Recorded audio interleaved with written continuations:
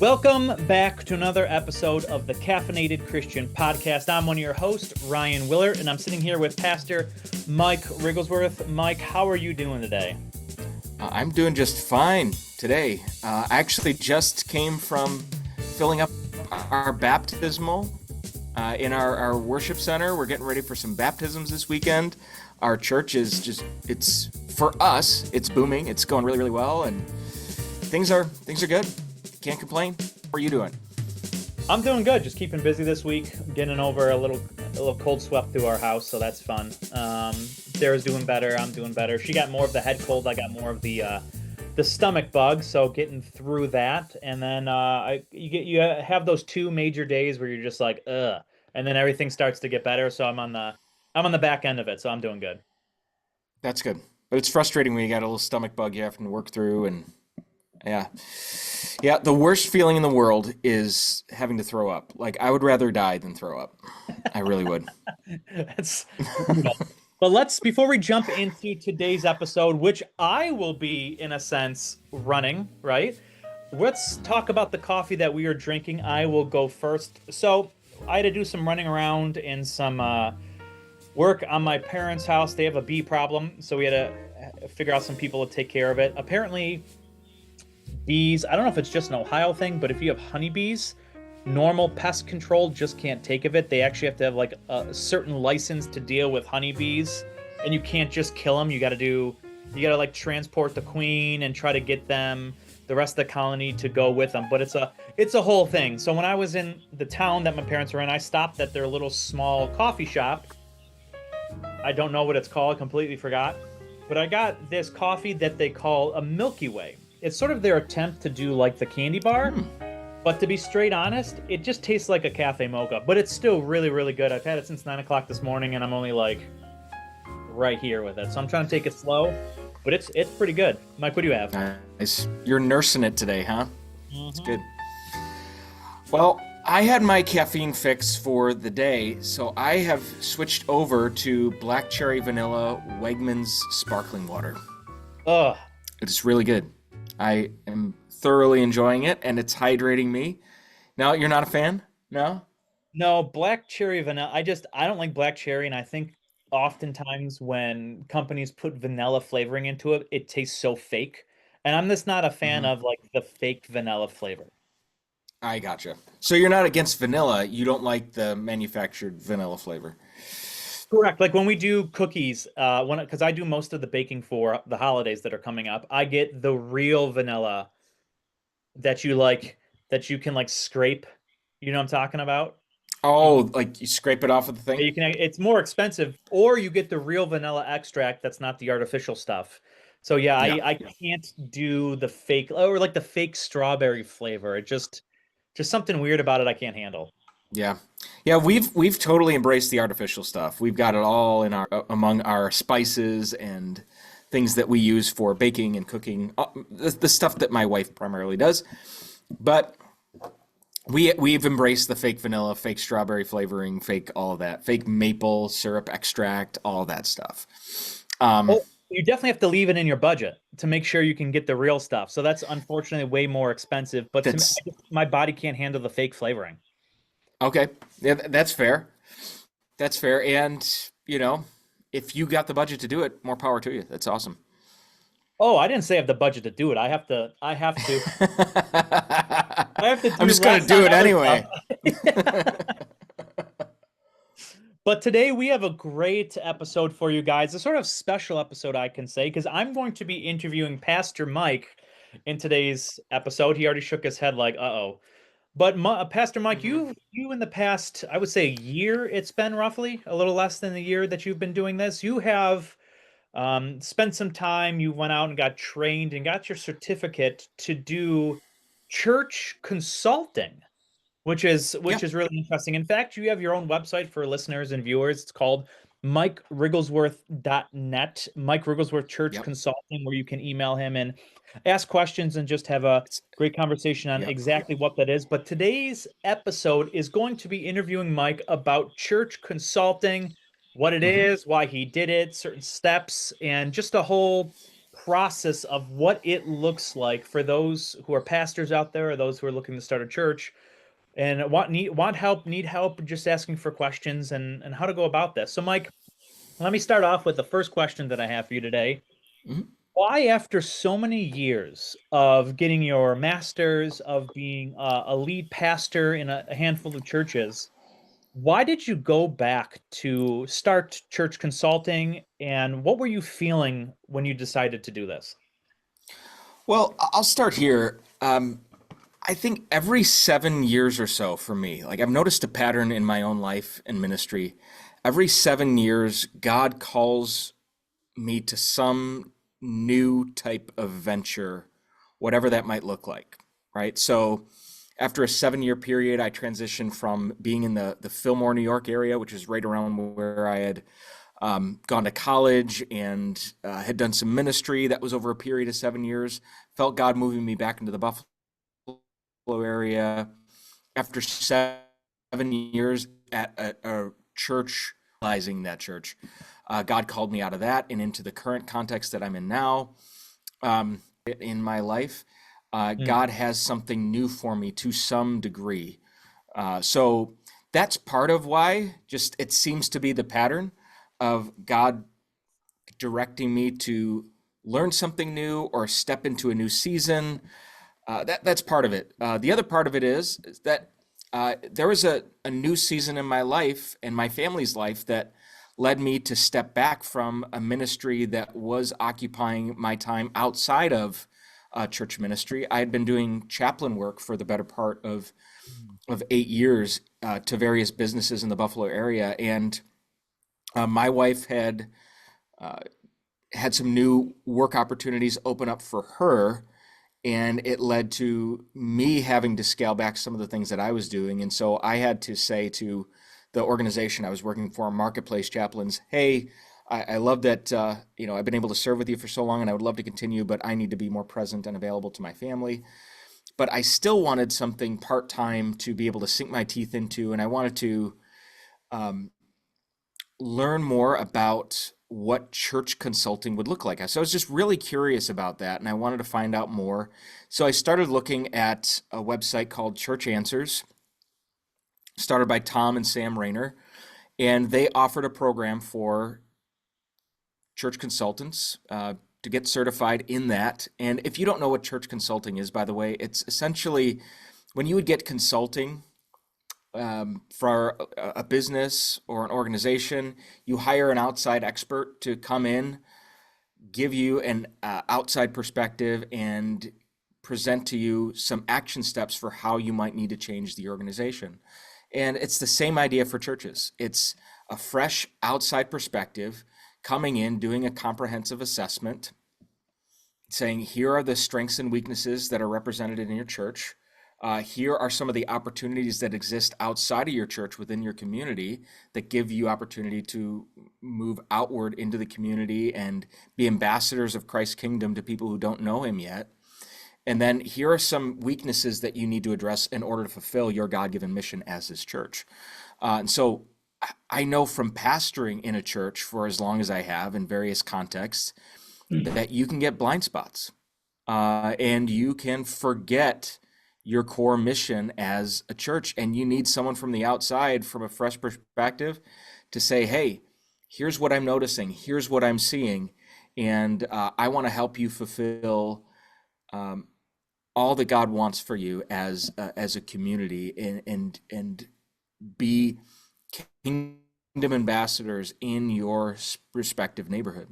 So I wanted to get into this not necessarily because I was bored or because it was a new season in my life. Primarily is because I just love the church and I want to see her thrive and flourish.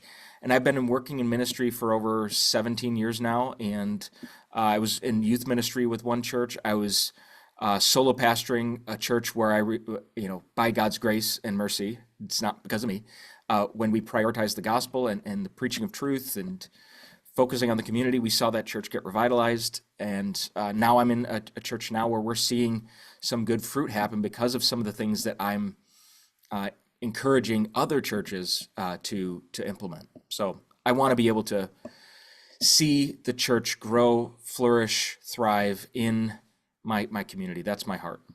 So, Great. Now, so you answered a couple of my questions I have planned, but don't worry, I have like, quite a handful for you. Um, my next question is, do you find that most churches, it just seems to me that in my anecdotal experience, the idea of going to outside consulting is like a negative concept in a pastor's mind versus let's just ask the people within and get their opinion. Now, that could be both good and bad. mhm. But in your experience, do you find pastors even considering consulting? And if not, or yes, like why and what are the reasons that you're finding? Yeah, well, there's a lot baked into that question, and so I'm going to start Yep. with where we are right now in our country with respect to church consulting. Church consulting is a relatively new concept. Um, there's not a lot around. If you ask the average person in the congregation of an average church, what is a church consultant, they wouldn't be able to tell you. And even some pastors are like, they don't even know that this is even an option that's out there for them. And what I do on a really, really small scale, that's not even recognized as an option for a lot of churches. And so you have larger organizations that can come in and give a local church an interim pastor for a time to do some of the things that I do. But what I do here is it's a comprehensive, fully orbed assessment of the church and of the outside community. That's a relatively new thing that not a lot of people know about. So I think there are some pastors and church leaders who kind of have their heels stuck in the mud and they're like, I don't want to ask for any outside help. And a lot of them think, I don't need any outside help. We're just fine as we are. So there's that level of denial. And so I think that some of those things play into it as well, but a lot of it has to do with the fact that the phenomena of church consulting, that idea, it's relatively new, but I do think that there is going to be a burgeoning need in our culture as as church health continues to wax and wane in respective local churches. And so the need for church consultants, I think, in the years to come, and this isn't just me, subjective opinion, the people that are in the church consulting field who train consultants like Church Answers, they would say the same thing that the need for church consultants, whether or not churches and leaders recognize that need, it's only going to increase as the years and decades continue. So are you saying that people just don't realize? So how new is this? Because to me, when you said that to me, I was like, oh, that's Yeah. an interesting thing that you're about to branch off into. And I just thought that was a now this could just be from my finance background when Hmm. helping my dad with businesses and other people's businesses. I just sort of think taking a toll of where you are and asking questions and doing statistics and getting people from the outside to look in. I thought that was just a normal process of everyday church and business, but you've told me it hasn't been. And so how Correct. new is this when it comes to the modern church? Probably within the last 40 years or so, I would say that Okay. church consulting has, from its inception to where it is now. So it's really, really young within the grand scheme of church history. So the godfather of church consulting is a guy by the name of Lyle Shallert, one that started this whole idea of an outside uh, person who has experience in ministry coming in, helping churches get an honest assessment of where they're at and helping them be more outwardly focused and kingdom minded. That started with Lyle Shallert, started with him. But the other guy that was really, really instrumental in making church consulting what it is right now is Tom Rayner. So he's the one, him and his son Sam are primarily training future church consultants to do that sort of work in in their communities and even outside of their communities because of the online world now. Yeah. Right. So do you find that being a pastor gives you sort of a special lens to view consulting through? And if you do, it- what for those who are interested in this, I'm trying to get them to realize like, hey, not only you're a pastor, but you're trained and you're accredited in this. And being a pastor, I think, is beneficial to other pastors out there because you sort of have weight to it, if that makes sense, experience to it.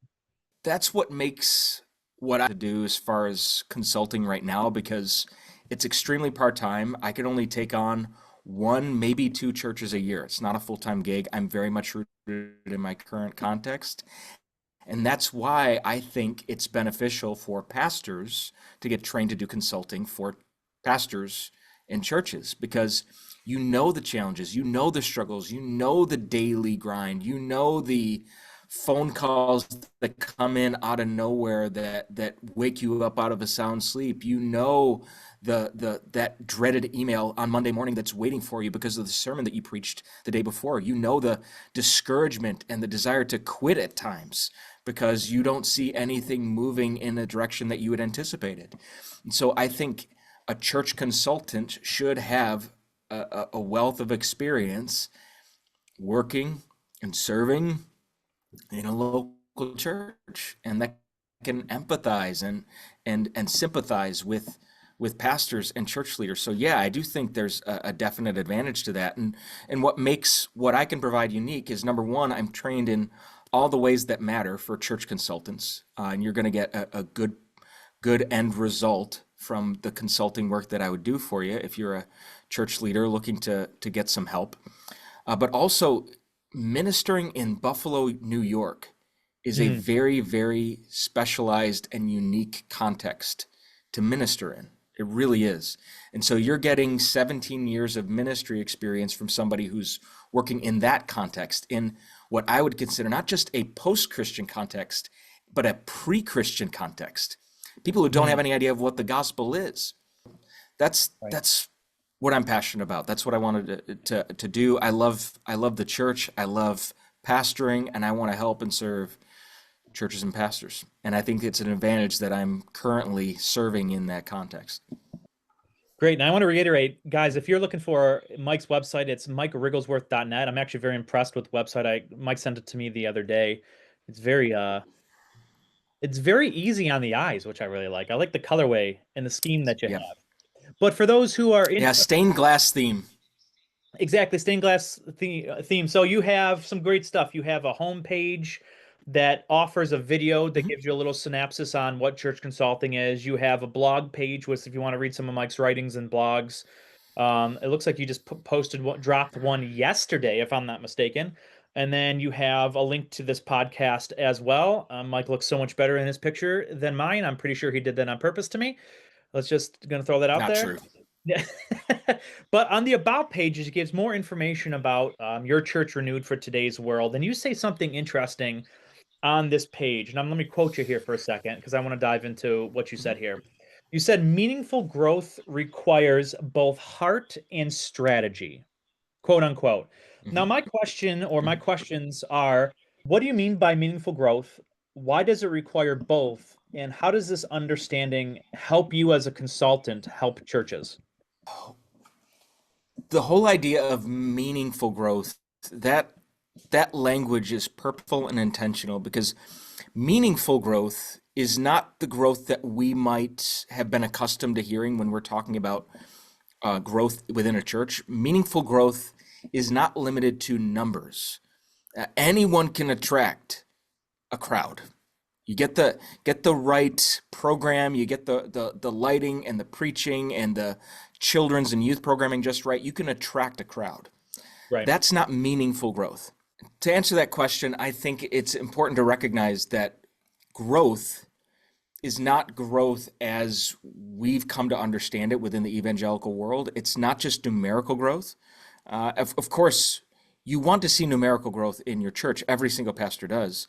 But meaningful growth, that's something that runs deeper. So we're not just talking about numbers. We're talking about something more transcendent than that, and more meaningful than that. Something that Jesus prioritized, which is discipleship.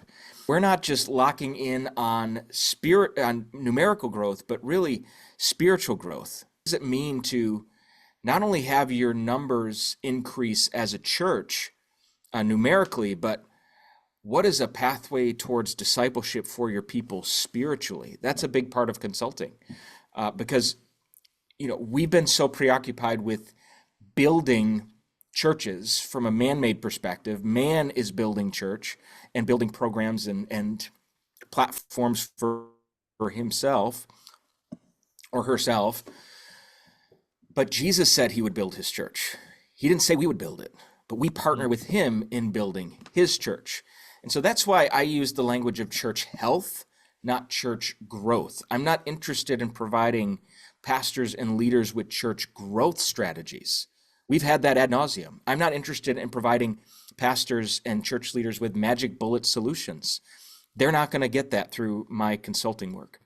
They're going to get action steps, probably 2 to 4, maybe more, depending, action steps that they can take to make their church healthier. But as far as growth is concerned, man, that's dependent on God and the individual that God is walking with. Yeah, heart and strategy. So heart obviously means your inner being has to be aimed at the right place. So church leaders, pastors, their heart needs to be aimed at the right place, and that's an important thing. And that's something that I would front load in my consulting process with church leaders if I sat down with them. If your heart is not directed at God and his kingdom, it's not going to matter.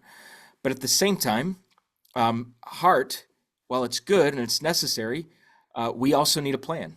I think of the proverb that says, man makes his plans, but the Lord directs his steps. I don't think it's unspiritual to have a plan. And I think what we see throughout the pages of Scripture is God working with human beings as they make their plans. He then directs their steps. And so we want to be a part of partnering with God in the work that he's doing, but we also can't sit on our duffs and do nothing. So what I do with consulting is I put together some deliverables that we would give to the church leaders, the board, your elders, whatever it might be, at the end of the process that you could integrate into an actionable plan to make your church healthier. So, Great. And let's move on to that because that was my next section. On your site, you have the About page, and on yeah. the bottom, you list 6 deliberate steps or maybe processes or categories that you do with those who are bringing you in to help consult. Let's talk about these 6 steps if we can, and then Mm-hmm. I'll read each step and Sure. you basically describe what you mean by it and going through that, and we'll just go back and forth like that till we have our listeners and watchers understand sort of the 6 processes that you go for. So the first one is you actually do an on-site visit and learn their story. Can you tell us about that? Mm-hmm. Yeah, an on-site visit and learning the church's story. Well, it's every church is different. Every church is unique. Now, if you look at large churches, mega churches, cross-denominationally, sociologically, they look very similar and behave very similarly. But when you look at comparing a small church to another small church, even within a particular denomination, they're going to be very unique from one to the next. Part of my job as a church consultant is not just running ahead and saying, hey, here are all the action steps that you need to do as a church, like sort of a plug and play type of a thing. I'm not interested in doing that, Lynn. I'm not interested in giving churches magic bullet solutions, because what might have worked for one church down the street might not work for you, might not be what God has in store for you. So part of discerning how God is at work and how God is directing a particular local church is sitting down and listening to the pastor, listening to the heart of the leaders, sitting down and finding out what was the church's history, what sorts of victories has the church gone through, what sorts of difficulties and struggles has the church gone through, and where's the church now? And there's just a time that needs to be spent sitting listening, asking initial questions, asking follow-up questions with church leaders about their local congregation. And so that's what the on-site visit is about. Yeah. And don't worry, guys, Mike doesn't have crazy riders. He just wants only red M&Ms in his office when he comes in. That's fine. It's like the musicians out there that want like four lemons cut in triangles in their water, just crazy stuff. No, but Yep. the next Nope. process is you do a facility. I first thought that said faculty audit. That might be a thing, but No. facility audit, where you even look at the aesthetics of the facility. Tell us about what you do in that process. Yeah. So this actually comes back from my experience when I was serving as a pastor of a small church. When I got there, it was about 18 people. When I left, it was about 80. We saw some really encouraging growth come out of that. Now, the facility audit is about assessing just some of the blind spots that church leaders might not be aware of in their facilities. Like, is signage clear? When somebody drives past your church, can they see very clearly that it's a church? When they pull into your parking lot, do they know what entrance they need to go in? When they get into your building, do they know where they need to drop off their kids, what the check-in process is, where to go if they want to get connected to the ministries of the church, or talk to a pastor? Like, what does that look like in a physical sense? What does that look like with the facilities of the church? And so we assess the flow and the functionality and the accessibility and the aesthetics of the entire facility to make sure you make the most of your space and make sure that it's welcoming and it's impactful to people outside your church walking in there for the first time. And so we want to eliminate any of those barriers that exist between them and them meeting Jesus. And we want your church, even your facilities, to be a channel by which people can meet Jesus. So we want to eliminate any of those distractions that might get in the way of that. Great. And The now, next, just can I offer one clarifying statement? We do a facility audit. That doesn't mean that we will like change all the stuff in your facilities for you, but what we will do is direct you to an organization, a company that can help you redo some of the things in your facility that need to be done, depending on what those needs are. So, yeah, that makes sense. You're not coming in with your paint gear to paint the the church for them. nope.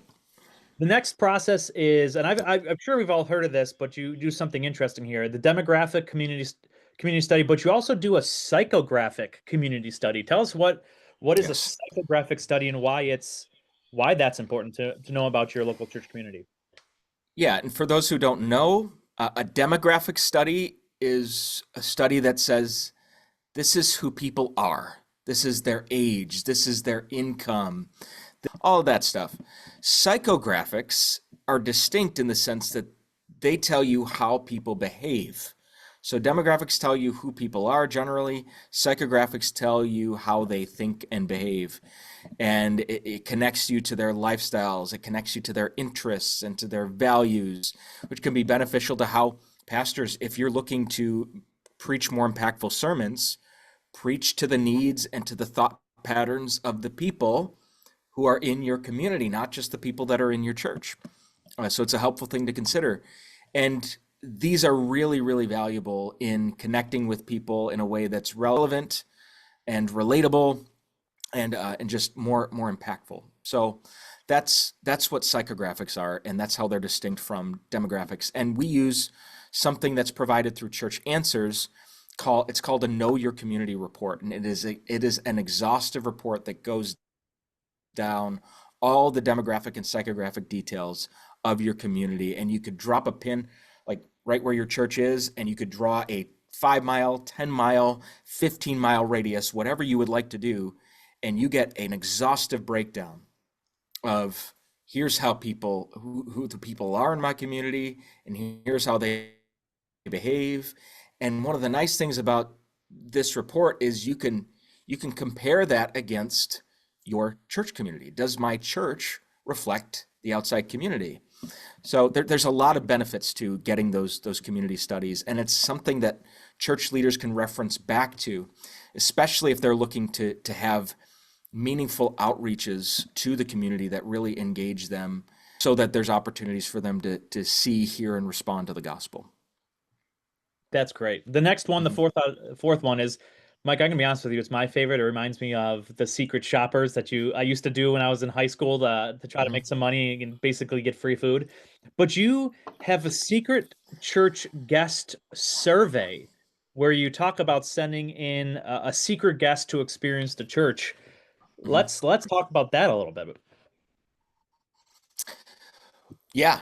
So the secret guest survey, this part of the process, churches that have gone through consulting firms that are similar to what I do have attested to the fact that this is the most part of the consulting process.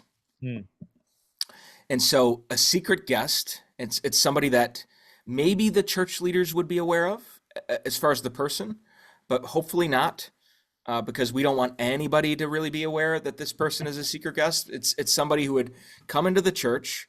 They would do just a simple survey, some just basic questions they would fill out. Was what was their experience at the church, going from the parking lot to the pulpit to the time that they leave the church after the experience is done.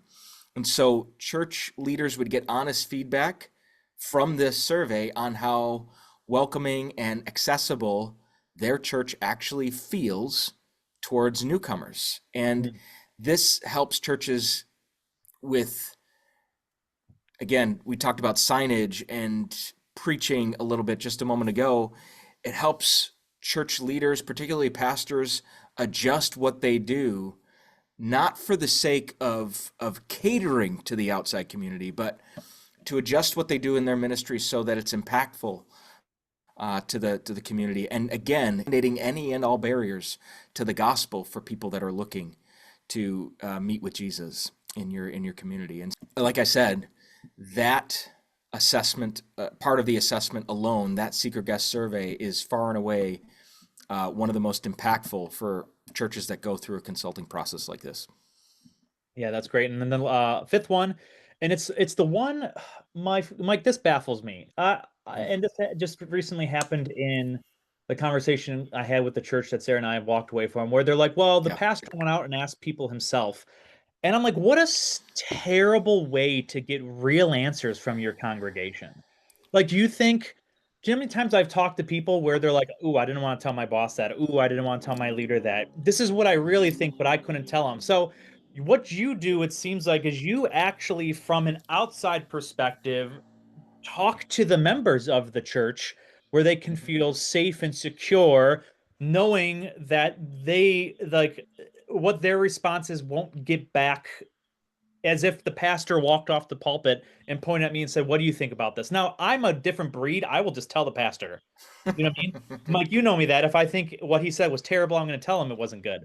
Because I don't really care. But a lot of people don't have that ability or drive uh, or just not care about it that I do.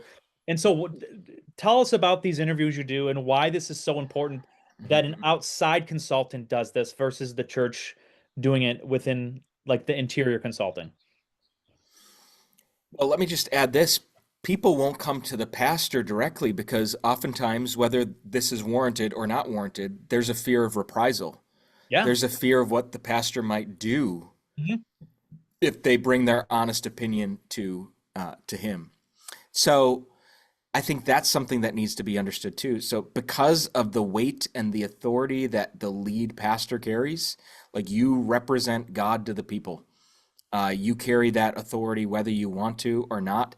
Pastors oftentimes will hear through the grapevine, so to speak, what people think about the pastor, about the pastor's sermons, about how the pastor's leading the church.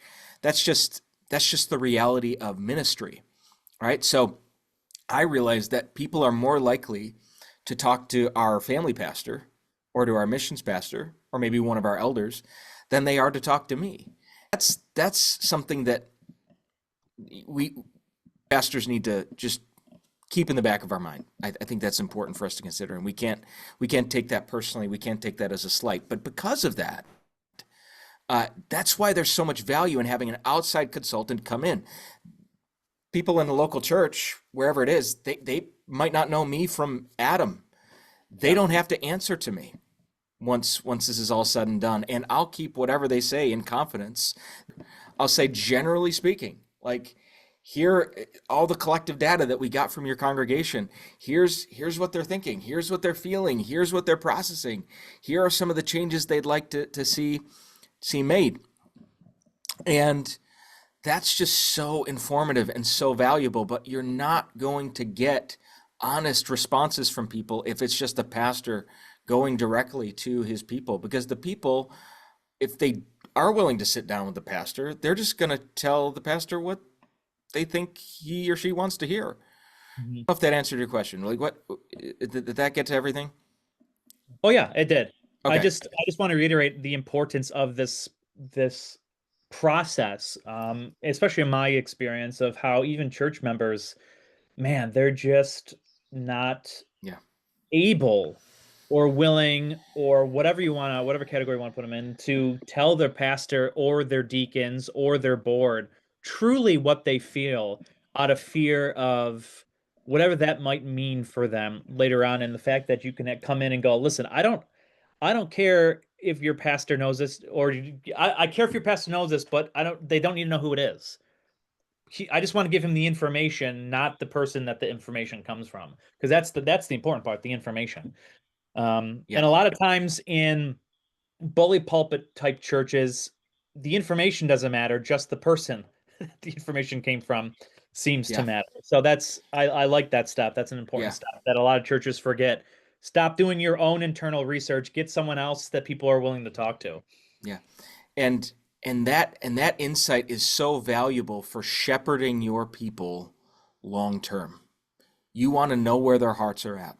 You want to know where they're at in their spiritual walk. You want to know how committed or uncommitted they might be to your church.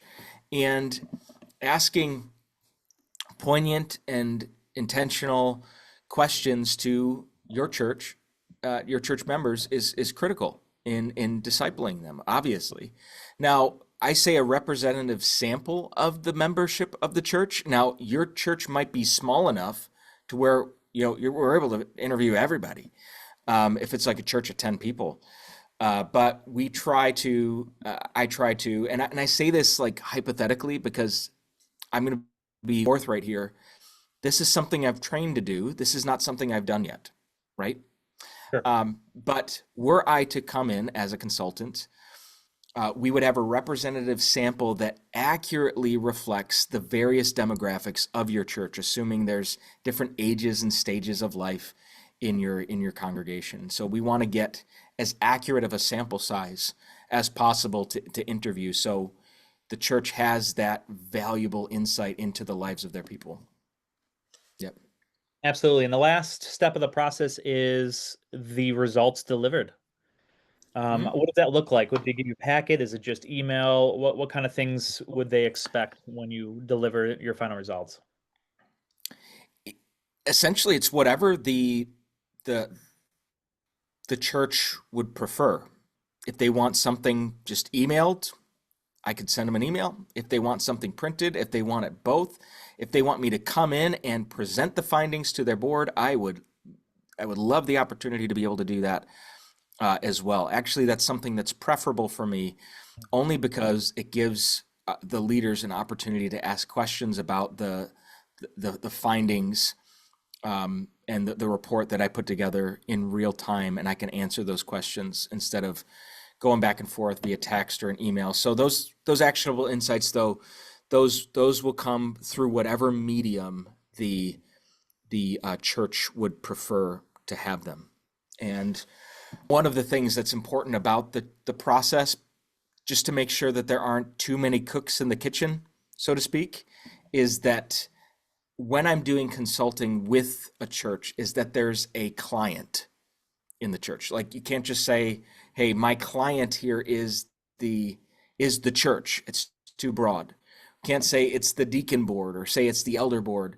Client has to be one single individual person that I am speaking to during the consulting process.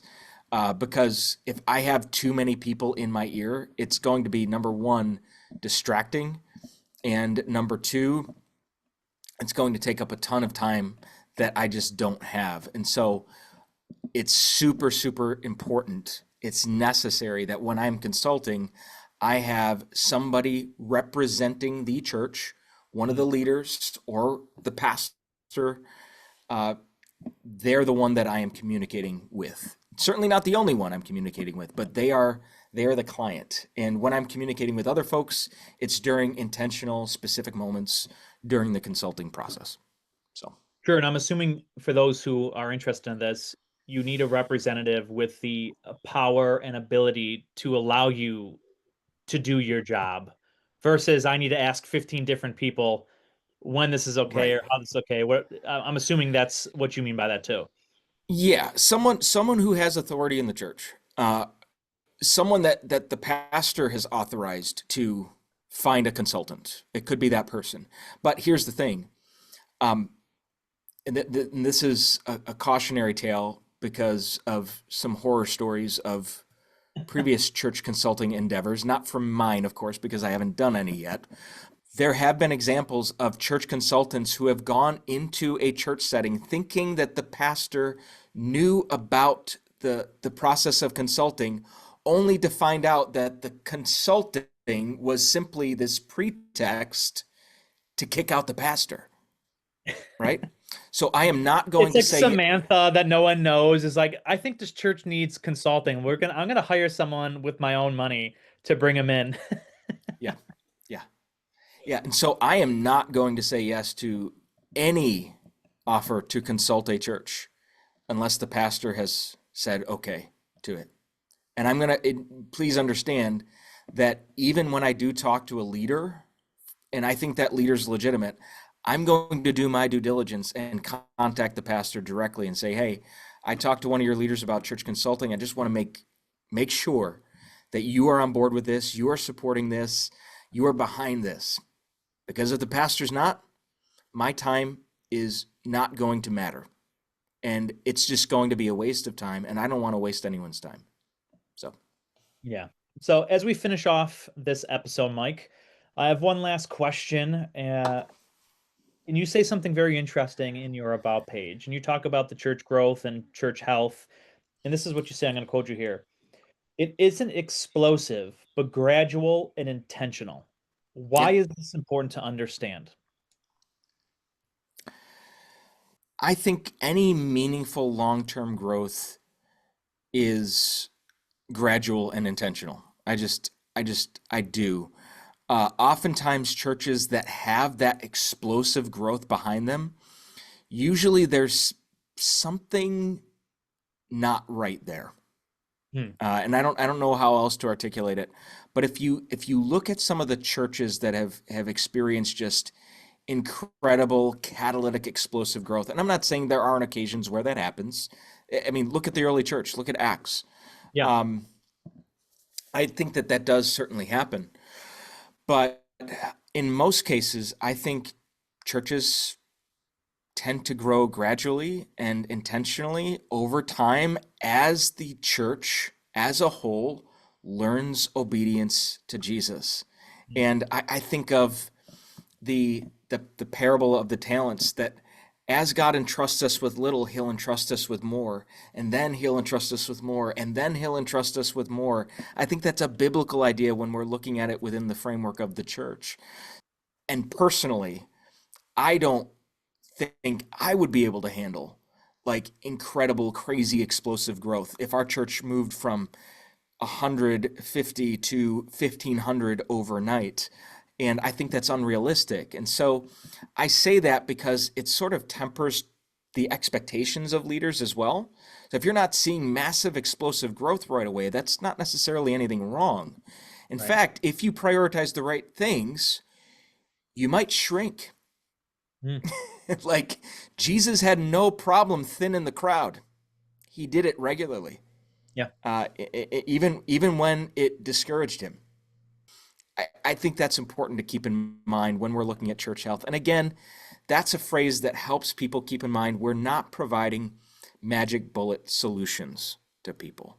We're providing them long-term action steps to make the church healthy, which will in time lead to spiritual and numerical growth in the church. That's great. Yeah. Now, for those, once again, let me give some of the information. It's mikewrigglesworth.net. If you go to the About page and you scroll all the way to the bottom, you have Mike's information, his email, his telephone number, or even just a My bald contact. head. Yeah, right. A contact information that you could type a little bit of what you're interested in, like your information, and then he can reach back out to you. So, Mike, what do you have any other thing you'd want to say before we conclude this episode when it comes to church consulting?